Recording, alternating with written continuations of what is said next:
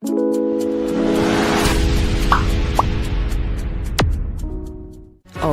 adalah seni. Banyak pertanyaan dari mahasiswa bagaimana membuktikan bahwa perhitungan sampel di dalam jurnal itu udah benar, udah tepat ya. Jadi kita mesti ingat formula-formula daripada metodologi penelitian itu sendiri ya. Ini saya contohkan sample size calculation untuk RCT. Ya, untuk RCT. Randomized Control Trial yang judulnya Citicoline in Acute Ischemic Stroke Randomized Control Trial ya. Jadi Citicoline in Acute Ischemic Stroke ya. Dalam satu paragraf dijelaskan adalah begini kira-kira ya. Based on the means and variance by Warah et al, we assume that lesion volume would decrease in 40% of the placebo group and 65% of the Citicoline treated patient. We estimate that 116, jadi maksudnya 116 total sampel, 55 per group ya, completed patient. Baseline and week 6 MRI. Jadi di follow up selama 6 minggu gitu ya. Assessment completed were required to detect the differences with 80% power and significant level of 0.05 ya, atau alpha 0,05, dan terakhir ditutup dengan no interim analysis was planned during the study. Anda ingat ya di YouTube saya sebelumnya apa arti interim analysis? Itulah keuntungan daripada RCT. Jadi interim analysis artinya Anda boleh menganalisa sementara kalau jumlah sampel sudah dipenuhi separuh.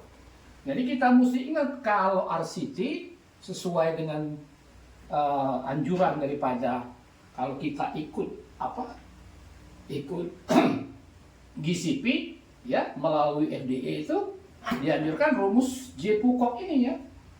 Jadi besar sampel berdasarkan Pocock SJ, ini judul bukunya Clinical Trial Practical Approach ya. Kira-kira rumusnya begini, N sama dengan PT 1 minus PT PC 1 minus PC dibagi PT minus PC kuadrat dikali fraksi alfa beta. Nah ini tabelnya jangan lupa ya. Jadi alfa yang tadi dimaksud 0,05 ada 4 kalau di tabel ini ya. 0,01, 0,02, 0,05 dan 0,1. Sedangkan beta itu ada 0,05, 0,1, 0,2, 0,5. Tapi sesuai anjuran GCP kita tidak boleh memakai beta 0,5, artinya powernya cuma 50% ya. Jadi dari depan tadi kita tahu PT Citicoline itu 65% atau 0,65. PC kontrol ini bisa placebo. Kalau kita balik lagi ya, di sini disebut PC-nya itu placebo of the placebo 40% ditulis ya. Nah itu PC-nya 40%. Jadi kontrol ini bisa placebo, bisa juga drug of choice. Kebetulan ini yang dibandingkan adalah dengan placebo 0,4. Alpha yang dipakai 0,05 gitu ya, 95%. Atau betanya 80%. Tadi sudah jelas di bawah ya, kasih tahu.